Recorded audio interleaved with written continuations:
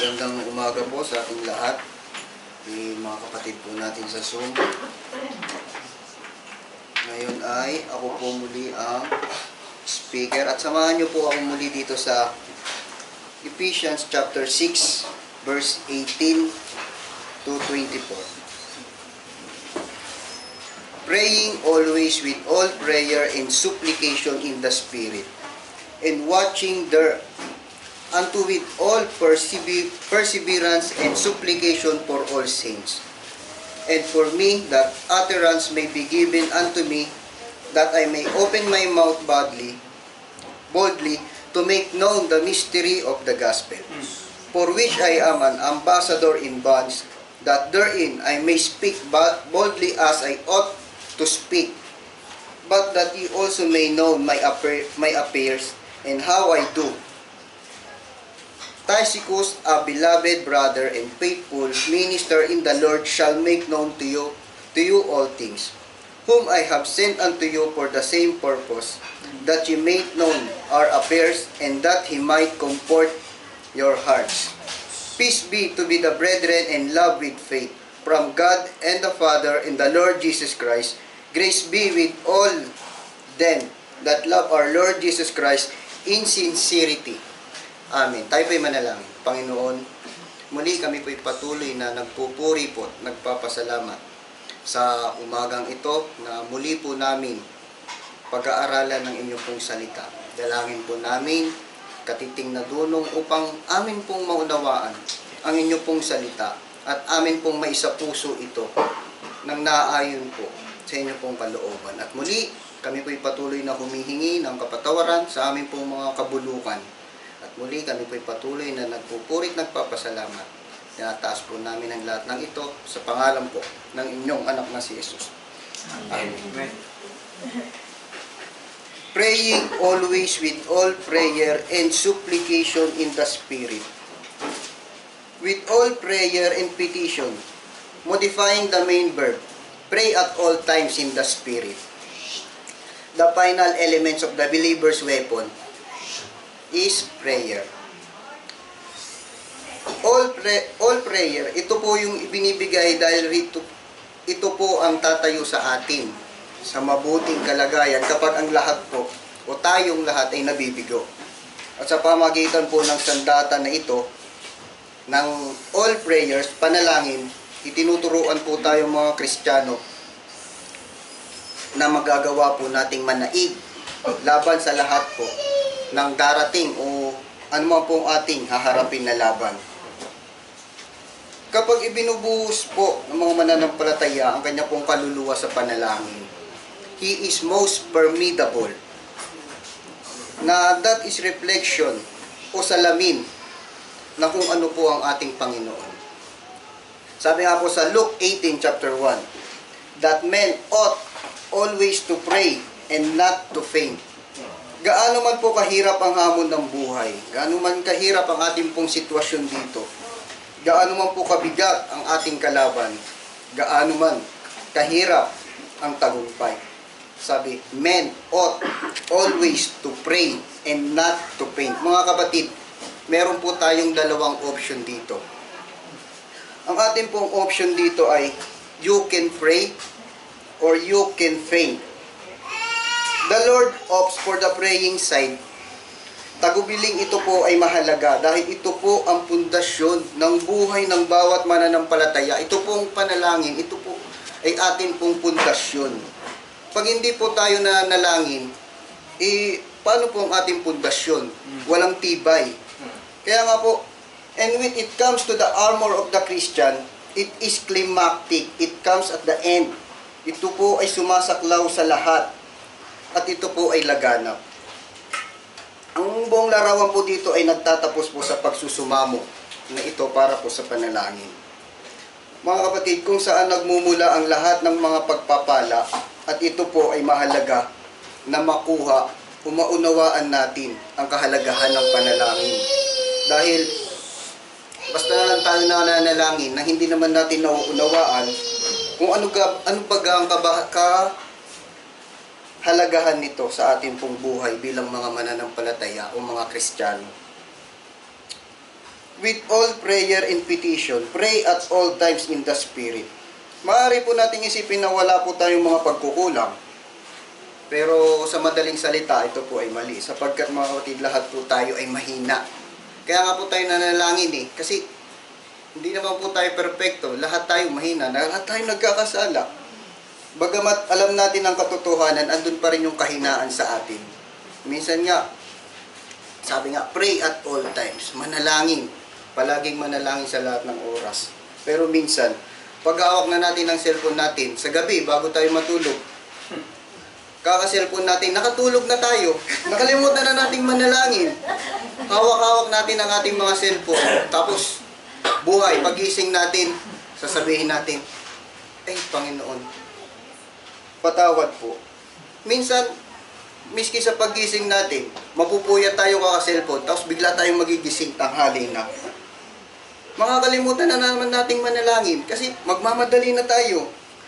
Sabi nga sa Quezon, kailangan na natin magpandala sa paggaya. At tayo ay mahuhuli na sa ating mga trabaho o mga gagawin. Kaya pwede po tayong lahat madapa. Lahat tayo ay maaaring mahulog. Maaari tayong magdulot ng kahihiyan sa Panginoon. At hindi lang yun, sa Kanya pong church. Masasaktan natin ang ating mga sarili sa kasalanan at pagsuway hanggang sa masira natin ang ating mga patutuo. Paano mo sasabihin sa kapatiran na nangihina na kailangan mong manalangin? Ikaw naman hindi ka nananalangin. Paano ka magiging mabuting patutuo sa isang baguhan? Natuturuan mo na ang katotohanan naman na sa iyo iwala din. Kaya ang ating pagkakataong maglingkod at gumamit ng ganap sa Panginoon, maaari pong mawala. Umawalan po tayo ng kagalakan. Sabi nga po ni Pablo sa katapusan ng lahat, dapat mong matanto na sa kabila ng lahat ay mayroon ka. Ang natitirang kasalanan ay makapangyarihan. At si Satanas mismo ang gumawa ng napakalakas na pwersa sa kasamaan ng sistema po dito sa mundong ito. Yun nga po, sabi ko kanina, Satanas ay gumagalaw sa mundong ito. Lahat ay gagawin niya upang ikaw ay mailayo niya. Gusto mong manalangin, pero minsan natatalo ka. Lalo na yung cellphone. Pag-hawak mo talagang, yan ang pinakamahirap nakalaban. Minsan sabihin mo, saglit ko lang ang hawakan ito. May titignan lang ako. Yung saglit mo, umabot na ng 3 oras. Hanggang sa ikay aantukin na. Kaya mga kapatid, kailangan mo po na patuloy na magpasakop. Kailangan po natin patuloy na magpasakop sa Diyos sa panalangin. Kasi ito po ang ating pundasyon, ito po ang ating kalakasan. Dahil nga po, ay tayo ay umaasa sa Kanya. So Paul closes to the great letter, the final crescendo, the music peaks out in a call to prayer. Mga kapatid, prayer is the breath of the Christian's life. Yun nga po lagi nating pinag-aaralan tuwing tayo na panalangin po ang hininga ng ating buhay Kristiyano. Ang panalangin at ang hangin na ating nilalanghap habang ang katawan ng tao ay umiiral po dito sa atmosphere at umiihip sa hangin dahil ang air force ay pumapasok. Kaya mga kapatid, ang mananampalataya ay dapat namumuhay sa isang saloobin ng panalangin kung saan ang pangangailangan na lumapit sa Diyos at pinipilit itong pumasok. Hindi mo na kailangang huminga. Pinapahinga ka ng hangin. Subukan nyo po mga kapatid na pigilan po ang inyong hininga. Di ba ang hirap? Pero madaling huminga. Ganun po ang ating buhay. Mas mahirap po pigilan ang iyong hininga. Kaya tayo pong mga mananampalataya, madaling manalangin, mahirap hindi manalangin. You have to work at it cause this is our communion. Ganito po tayo huminga spiritually. Kaya mga kapatid, sabi, ang hirap pigilin ang hininga. So, tayo po'y namumuhay, tayo po'y humihinga. So, patuloy po tayong mananalangin sa Panginoon. Pero, paano tayo mananalangin? Paano natin mananalangin kung hindi natin nauunawaan kung ano ito? Kaya atin pong pag-usapan ng tagubiling ito. The Greek word for all. Yung all po dito is sa verse chapter 18. Ilang beses pong binanggit yung all dito eh. Ito po sa Greek is past. Ay ginagamit po ito about the elements that fall under the category of all. Yung unang all po sa lahat is the frequency of prayer. Pray at all times. Manalangin sa lahat ng oras. Iyon po ang frequency of prayer. Ano pong ibig sabihin? Sabi po ni Jesus in Luke 21:36, watch and praise always. Sabi ng apostle sa Acts chapter 6 verse 4, we will give ourselves continually to prayer. It was said about Cornelius in Acts chapter 10 that he prayed to God always. Paul in Romans 12:12 says, continued diligently in prayer.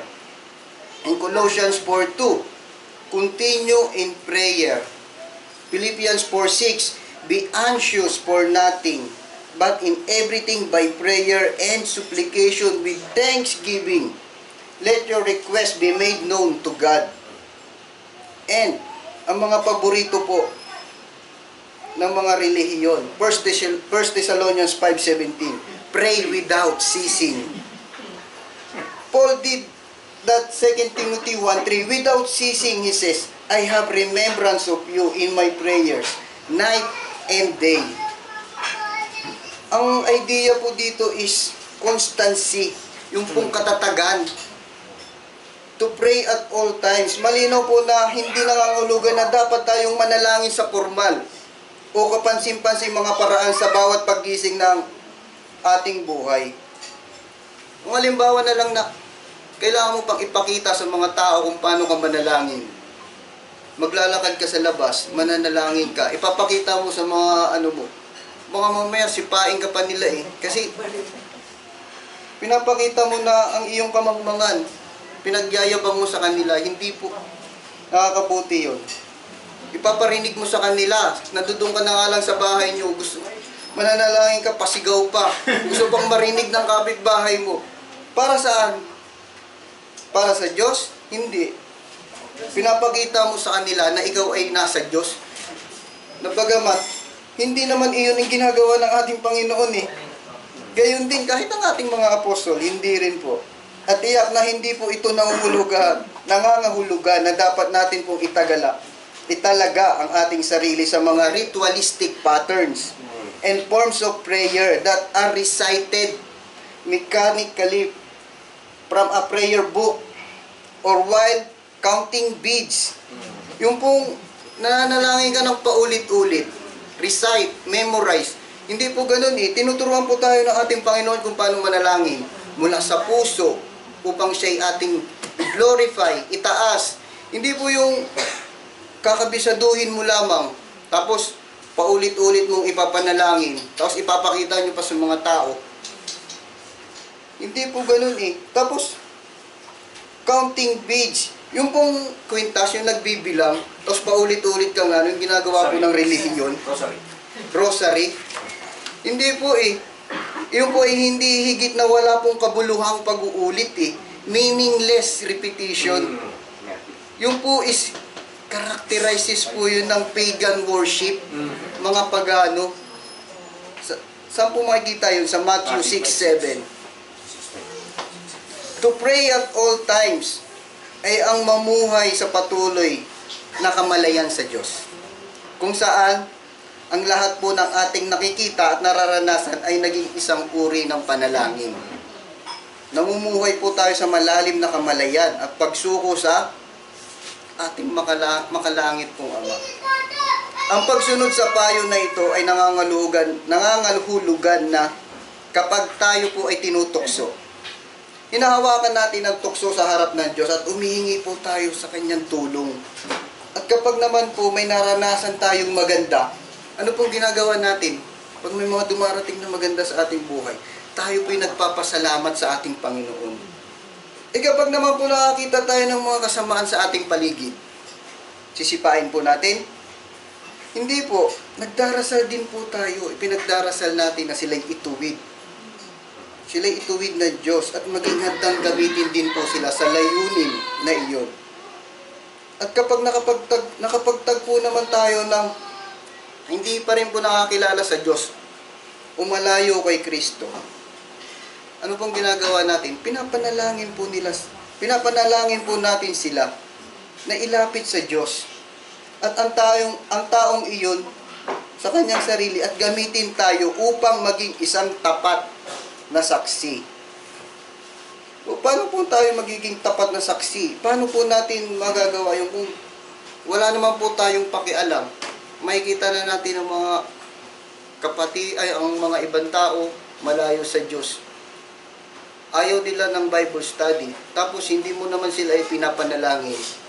Parang, ganito po yun eh. Halimbawa, ipapanalangin mo. Halimbawa, ang boyfriend mo, girlfriend mo, kaibigan mo, ipapanalangin mo sila na sana sila ay makakilala sa Panginoon. Ang tanong, hindi mo naman sila sinusubukan na dalhin sa church o hindi rin naman nila nakikita sa iyo kung paano ang isang taong nakakilala sa Diyos. So, paano mo sila dadalhin? Dalangin ka ng dalangin, hindi mo naman sila kumikilos, wala ka namang gawa. Kaya kapag nakatagpo tayo po ng mga problema, ano pong ginagawa natin?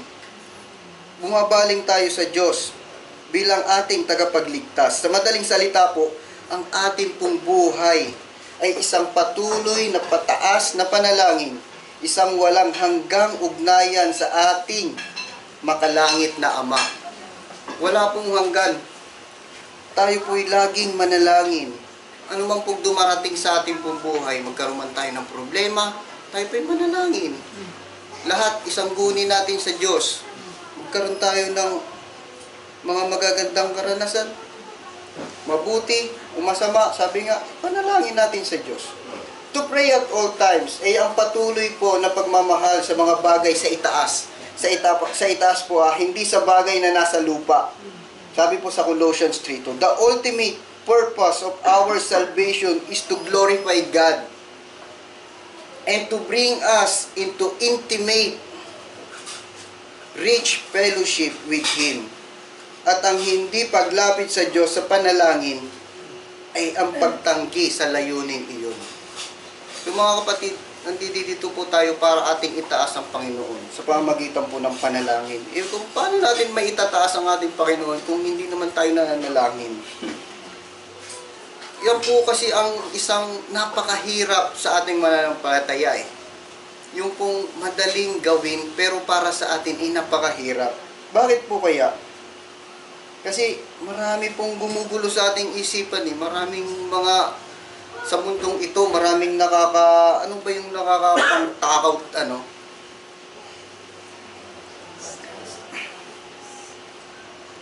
What we have seen and heard, we proclaim to you also, John said, that you also may have fellowship with us.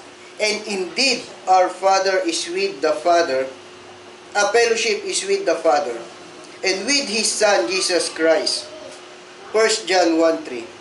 Our fellowship with God ay hindi po sinadya upang maghintay hanggang tayo ay nasa langit.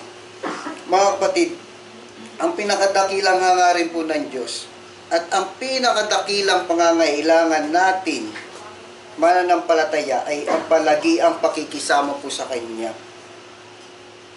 At wala pong mas dakilang pagpapahayag o karanasan ng pakikisama kaysa panalangin.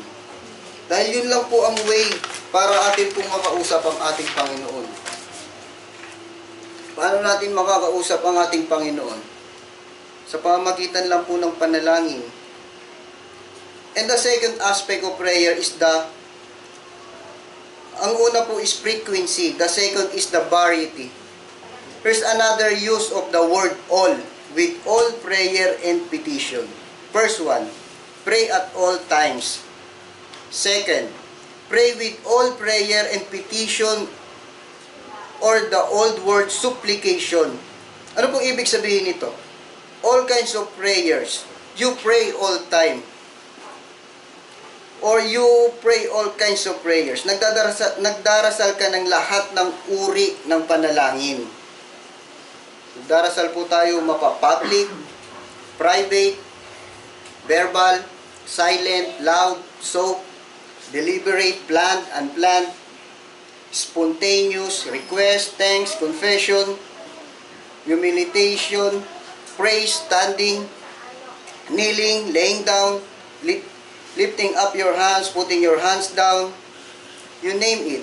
Every kind of prayer expressive of every emotional attitude, of every kind of thinking in every kind of circumstance. Pray all kinds of prayer. Pro, say, okay. Prayer in the general. All kinds of petition, DSs. Definite prayer. Manalangin ng lahat ng uri ng petition. Manalangin ng bawat tiyak na panalangin sa lahat ng paraan. Sa bawat paraan, sa bawat pagkakataon.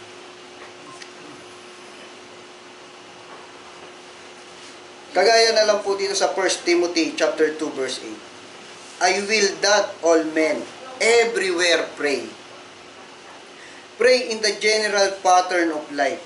Sa mga particular na issue ng buhay ay dapat nating ipagdasal. At ito po ay bahagi po ng ating defense.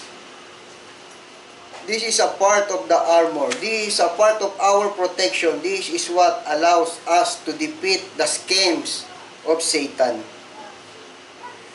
Ito ang uri po ng pamumuhay na nagbubukas ng ating mga mapagkukunan sa daloy po ng kapangyarihan ng Diyos. Manalangin sa lahat ng paraan na maaari mong manalangin sa bawat uri po ng panalangin at bawat pangyayari na nangangailangan po ng panalangin. It is to be in variety. It is varied as the needs. We pray prayers of thanksgiving, don't we? We come together and worship. Kaya nga po minsan, ang ating pong mga panalangin ay puno po ng kagalakan. At pagkatapos po, ay may mga pagkakataon naman po na pag tayo po ay nagdarasal, ang ating pong mga mata ay napupuno na po ng luha. At ang mga ito ay ang lahat po ng hanay ng mga emosyon. Emosyon po ng ating mga nararanasan bilang mga mananampalataya na nagbubunga po ng ilang uri ng mga panalangin. Minsan tayo po ay dumudulog sa ating Panginoon. Sa sobra pong nadadala po tayo ng ating emosyon. Hindi po yung kagaya po sa mga relihiyon na pag umiiyak talagang yung pag-iyak hagulgul. Hindi po. Ang totoo pong mananampalataya ay yung hindi mo po nararamdaman yung bang sa sobrang emotion mo, yung sobrang damdamin mo, pagpupuri at sa ating Diyos. Yung bang kusa na lang tumutulo, lalo na yung mga pinagdadaanan natin sa buhay. Hindi man simple man, lahat-lahat. Idinudulog natin sa Diyos, dinadalangin natin sa Diyos, ipinagsasa Diyos natin. Di natin namamalayan, tumutulo na lang po ang mga luha. At higit sa lahat, ano pong pakiramdam pag tayo po nananalangin tapos nailabas po natin ang lahat sa Diyos? Di ba po ang gaan? Ang gaan po sa ating pakiramdam. Ewan ko na lang, sa relihiyon, pag humagulgol, baka sobrang gaan na yun. Baka lumipad na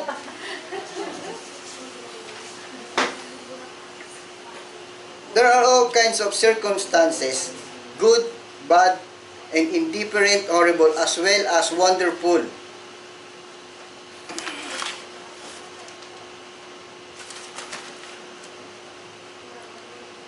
It's wonderful that draw out prayer.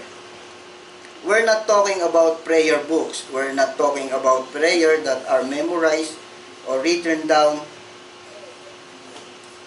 Ang ating pong pinag-uusapan dito is continue to pray all night in prayer.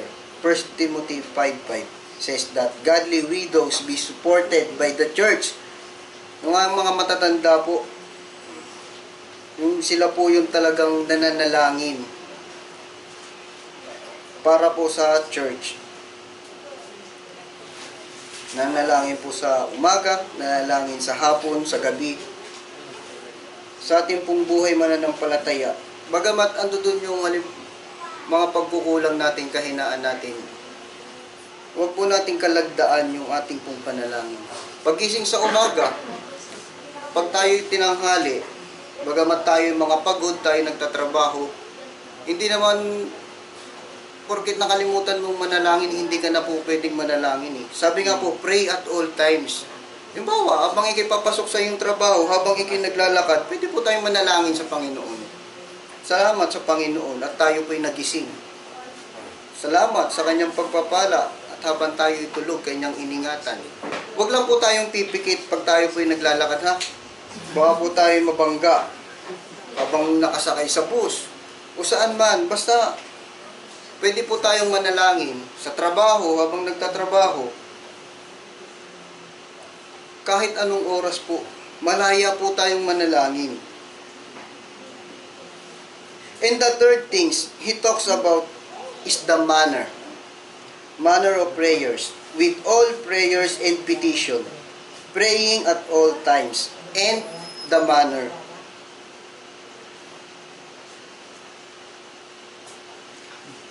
Be on the alert with all perseverance and petition. Let's just take the word perseverance here. What we've got here is the frequency all the time, the variety, all kinds of prayer, the manner with the perseverance and alertness. In other words, you need to know what you're praying about. Dapat alam po natin kung ano po ang ating pinapanalangin. Hindi po yung pinaguhula po natin ng ating Diyos. Bagamat siya po ay Diyos, kailangan po natin manalangin po ng naaayon din po. Specific. Panalangin mo mga tao sa mundo. Di ba? Parang pinahirapan po natin ang Diyos eh. Kailangan po natin ng manner with perseverance in alertness. At alam po natin kung saan kung ano ang atin pong ipinapanalangin. At atin pong itutuloy ito sa susunod. Atin naman pong aalamin sa susunod yung pong mga iba pong all na nabanggit dito. Atin pong tinalakay is frequency, variety, the manner, meron pa pong the power, the objects, atin po aalamin sa susunod. Kaya mga kapatid, ganun po kahalaga sa buhay po natin ang panalangin. Sabi nga po, yun po ang ating hininga. Paano po pag hindi na po tayo humihinga? Paano pag di na po tayo nananalangin? Kasi nga po, sabi nga po ni Paul Washer, kung ikaw po ay gising daw ng 16 hours sa araw-araw, simula po pagkagising po natin, nakikipaglaban na po tayo. Tayo po ay nakikipag-umpisa na po makipaglaban. So, 16 hours kang gising. Tapos, hindi ka man lang manalangin sa Panginoon. Ano po? Saan tayo uhugot ng lakas? Saan tayo uhugot ng karunungan? Pag tayo nga po ay nagbabasa, tayo po ay nag-aaral sa Diyos, sasabihin natin sa Panginoon na pagkaluban tayo ng dunong. E paano na po kung hindi naman tayo nag-aaral ng kanyang salita? Tapos hihiling ka sa Panginoon. Panginoon, bigyan mo po ako ng karunungan, bigyan niyo po ako ng dunong. Inimabuklat mo nga po itong Biblia, umabasa mo kahit isang verse lang, hindi po natin magawa eh. Tapos hihiling ka sa Panginoon, Panginoon. Kaya mga kapatid,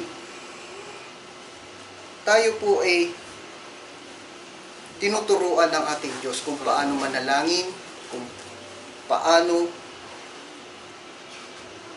pong paglago at kung ano po ang panalangin sa buhay po nating mananampalataya. Kaya tayo po ay manalangin. Panginoon, muli, kami po ay patuloy na nagpupuri po at nagpapasalamat sa umagang ito na amin pong napag-aralan ang inyong pong salita patungkol po sa panalangin na dapat po naming ginagawa sa araw-araw man o sa anumang pong oras, sa anumang pong sitwasyon. Kaya kami po'y patuloy na nagpapasalamat at nagpupuri po sa inyo. Purihin ka, Diyos, sa pangalan po ng iyong anak na si Jesus. Amen. Okay, so, prayer.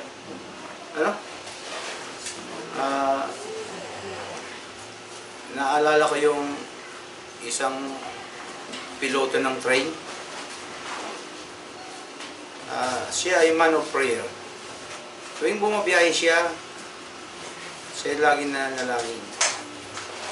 Eh, ang takbo ng train sa abroad ay natakbo ng 400 kilometers per hour.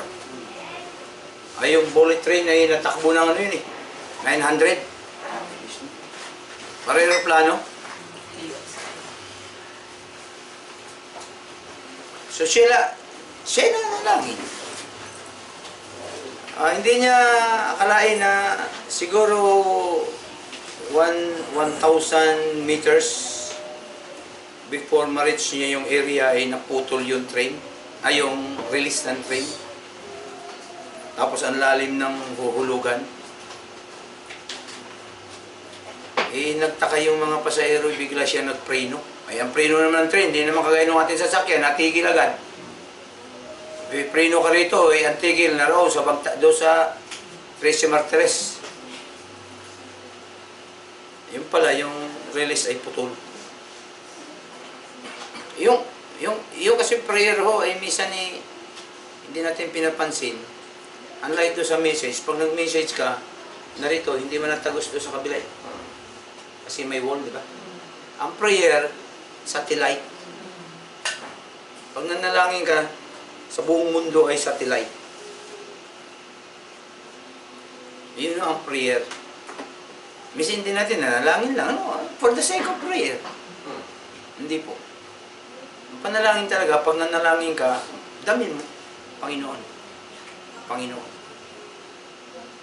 Kasi sila Pablo ho, maging ang Panginoong Isus, man of prayer sila eh. Sabi nga sa message hangin. Pag tumigil ng paghinga, di wala na, patay na. Parang prayer, pagkain. Tumigil ng pagkain, patay ka. Prayer, ganun. Parang pagkain, parang hangin. Intake. Intake na yun. So, ang church na ito, pag walang prayer, kawawa. Ang mga reliyon, wala namang prayer yun eh. Dami ang padami. Ang tunay ay nabubuhay sa panalangin. Pangalawa ay sa kanyang salita. Ano?